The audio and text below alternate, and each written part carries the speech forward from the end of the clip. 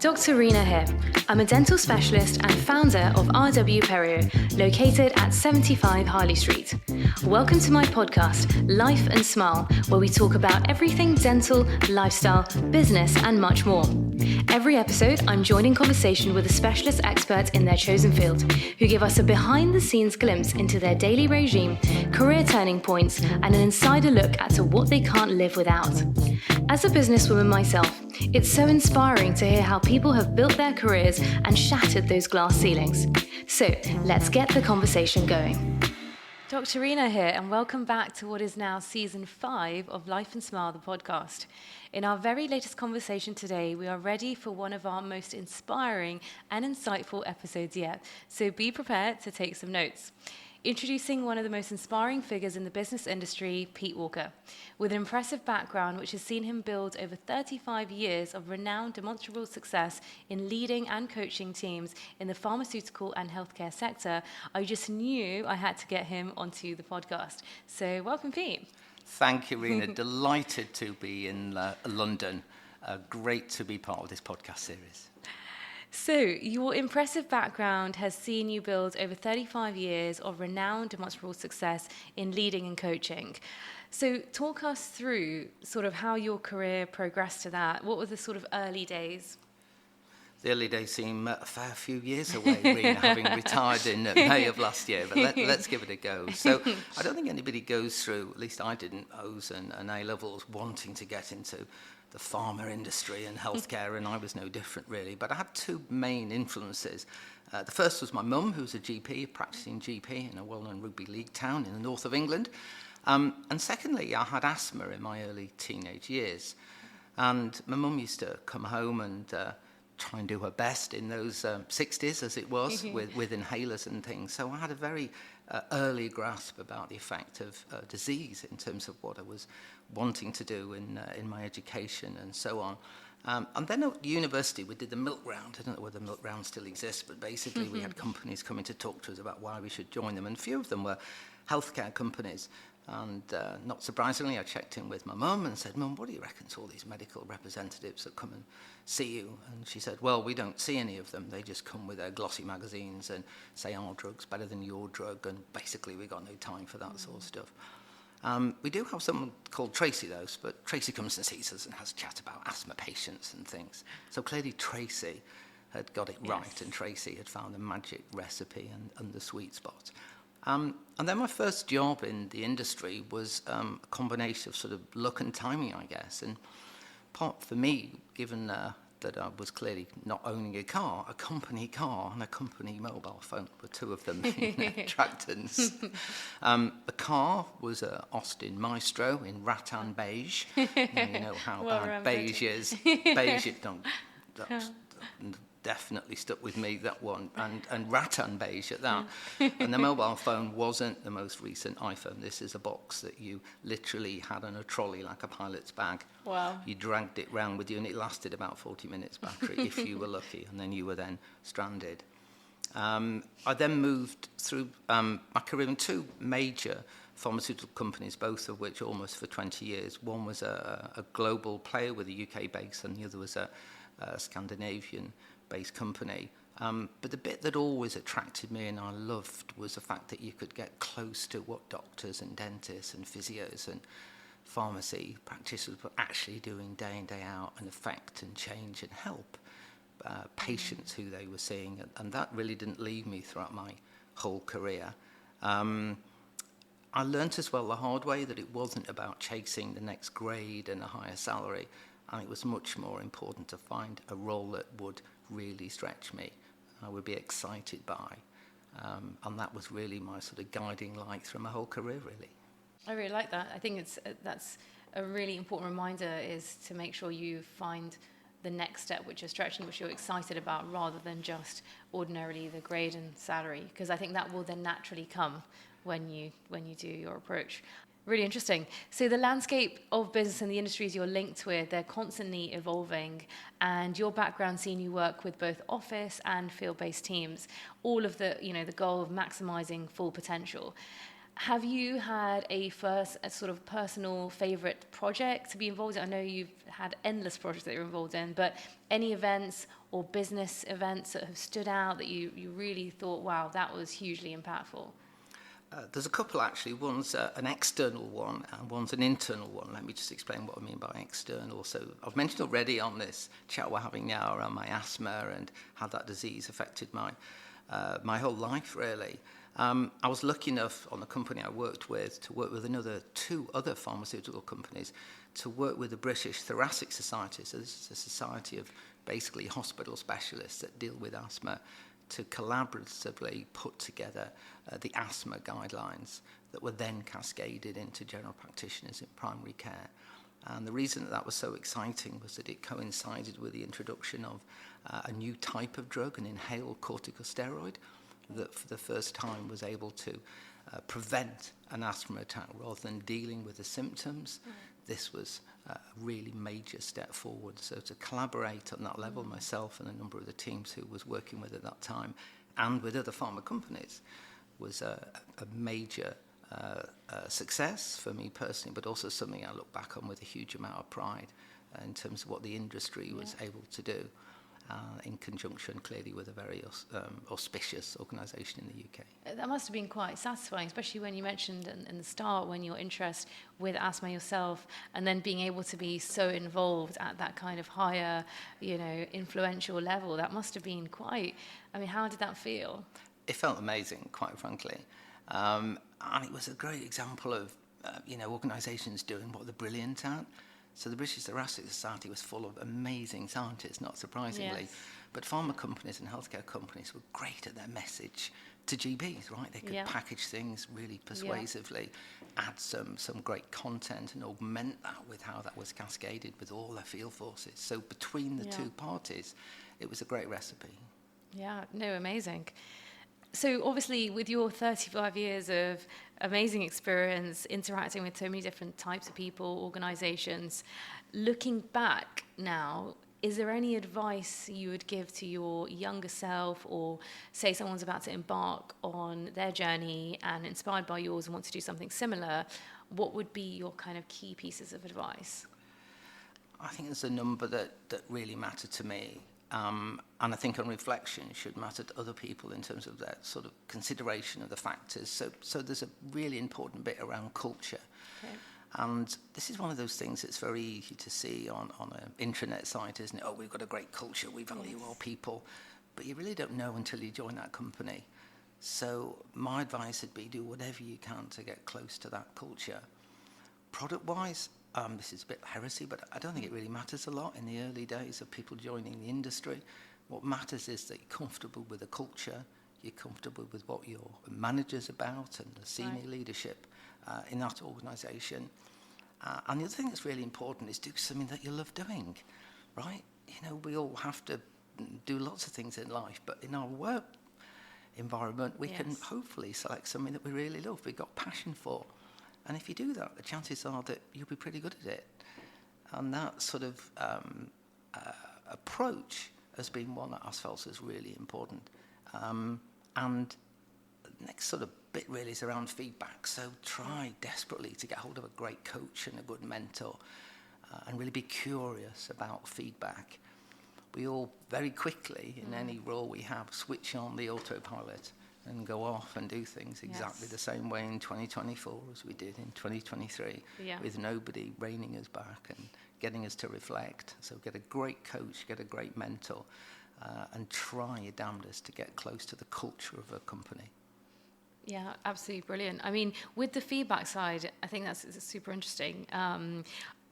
In terms of practical tips, when someone's asking for feedback, like honest, genuine feedback, what are the kind of questions that someone should be asking someone? So is it, could I have done this better? Do you have any other, what sort of questions? Say a dental professional, anyone else in another industry gave a presentation, or they're involved in a specific project. How do they approach a senior person and then ask them for feedback? Because that itself can be a bit daunting as well. Okay. Easier said than done, but it's really worth it if you put the time in. Contract up front what feedback you want and how. So, for example, go to that manager, go to that senior stakeholder and say, look, I'm going to a really important presentation a week on Monday. I'd love you to be there in the audience. In fact, I think you are going to be there in the audience. I'd love you to feedback on these 3 areas. Right. Making it specific is really, really important, so that when you get the feedback, it's not about whether you moved a lot or talk fast or talk slow or all that sort of stuff. It's on the 3 areas that you really want to make that feedback specific on. That's brilliant. I didn't even think of doing that in terms of beforehand. You're giving people a heads up. So that's super helpful. So surrounding yourself with ambitious and inspiring teams, and of course, growing a network is absolutely essential. And over the years that I've known you, we've said many a times, it's those relationships you have with people, the network that you create that then drives the next steps. But how do you like to inspire and drive success for both individuals and for teams as a whole? Because, of course, you do work with key people within the industry, and sort of reflecting back on your role now over the last 35 years or so, how have you managed to inspire that success within individuals and teams? Sure, I think there's a couple of really important themes here. So the first is actually to change a sentence that I heard as a teenager from my mum and my dad in those days, and it was, Pete, you should treat people as if you want to be treated that way yourself. And I used to go back thinking, oh, I've got that one. But actually that's wrong. We should be treating people as they would like to be treated. Okay, right. And that was a really important lesson for me as a manager. I often recruited people that sounded like me, that had my values, that like the same places that I liked on holiday, even ridiculous things. But it's not about that. It's about building a team that has expertise in the correct areas that the business needs. And as a manager and a leader, make time. Make time as much for their development, your team members, as you are for performance. Make sure that they have a clear idea about where you fit in to supporting their development, but they take ownership for that journey. Yeah, no, I think that's so important. I think sometimes it's very easy just to recruit someone depending and just look at a CV as well. But I think nowadays it's also important to get to know that person, their values, and even if they're very different. In fact, I personally think it's nice to have contrasting people within teams. So yeah, I completely agree with that. As well as being kind of involved with individuals, teams, events, one of definitely, that personally you've helped me with in terms of public speaking and presentations. I remember many years back when I first started doing bigger scale talks, we had this kind of coaching session on public speaking, and I found it super helpful with all the kind of tips and tricks. So I would love to kind of share that with the listeners as well in terms of public speaking can be quite daunting. What would be your sort of top tips for people who may not usually be so comfortable with public speaking? Okay, I'm going to start with a quote from a golfer to answer this question on the podcast. You told me I could do anything today. Of course. So this was a golfer called Gary Player in the States, and he's just won the US Open, and he'd won it by the record number of shots. And the interviewer came up and said, Gary, how do you play as well as that? And he goes, I won't do the American accent, but basically he said, isn't it weird? The harder I practice, the luckier I get. And what he was really saying was a really important message. So for public speaking, there are 3 things that matter: practice, practice, and practice. Get in front of the mirror, script stuff, get whatever auto cues and notes you need, but practice and practice and practice. And link back to the bit we're just talking about, really, contract with somebody else about feedback, so that in the moment you can get that really specific feedback. And flex your style. We all talk in a different way in the pub with our mates on a Friday than we would when we're doing some sort of public speaking engagement.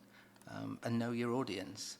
Sounds easy, but when you're faced with presenting and delivering a message, it's often really important to have a little think about where your presentation fits into their busy working day.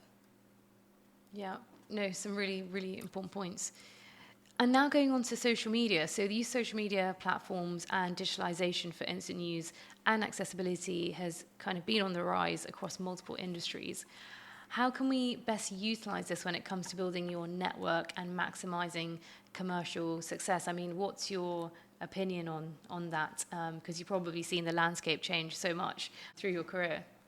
Absolutely. I'm just going to split it, if it's okay, into sort of my sort of ability to sort of network, if you like, social media and maximizing success in terms of commercial success. So for me, I think it's really important less is more in the social media setting. You know, the number of times I click on things and think, oh, not again. Yes, all right, you've got out of bed, you've had a bit of cereal. Yeah, anything else I need to know about your busy day?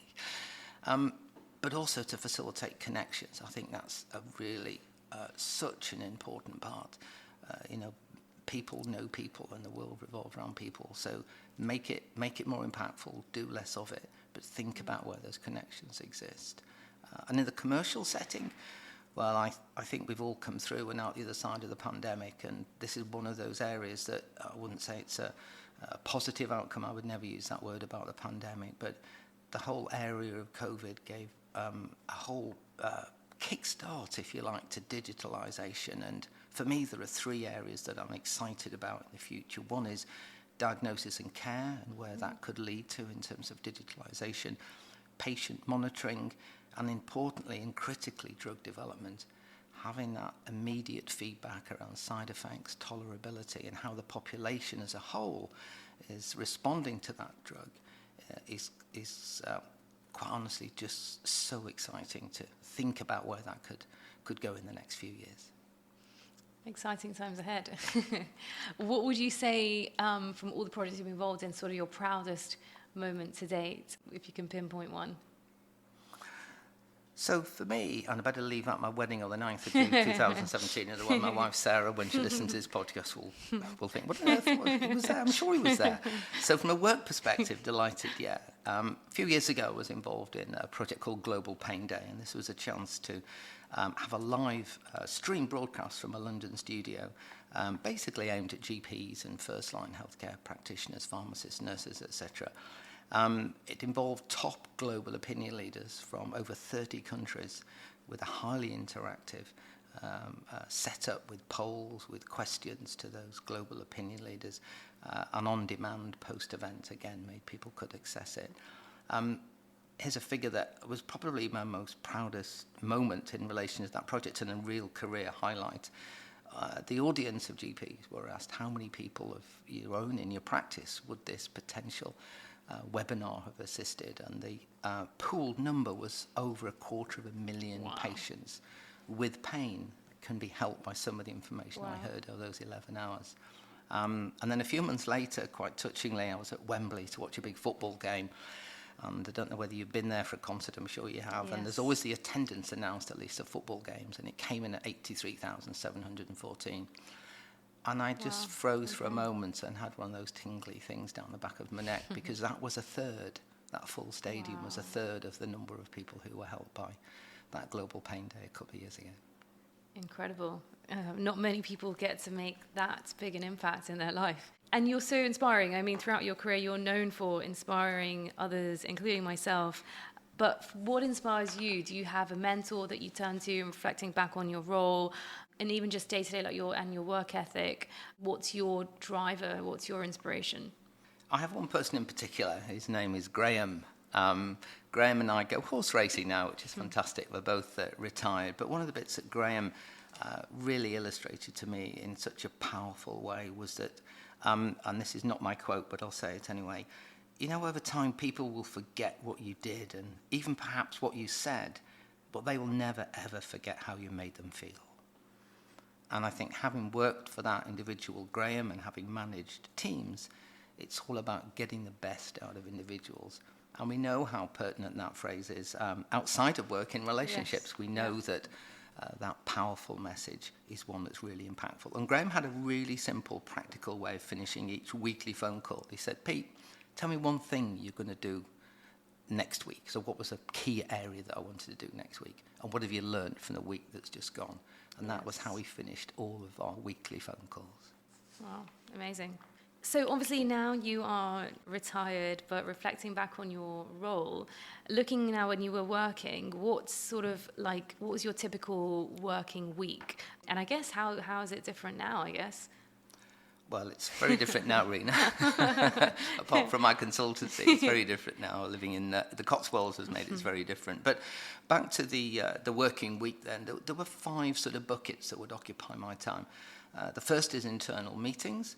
I'd be part of a lead team, and we'd have meetings, the lead team, and also my own team would have meetings of various shapes and sizes. We introduced what we call dashboard meetings. So this was when we had a very fast and fast-moving analysis of how we were doing in various key areas using pretty obvious sort of red, amber and green areas. So the 7 or 8 members of the team would all say, well, here's an area, I'm amber this week, hopefully get to green next week, and so on. So it's a very punchy way of conducting effective meetings. The rest of it was really with contact with healthcare professionals of all shapes and sizes. So some was doctor contact, emails and meetings.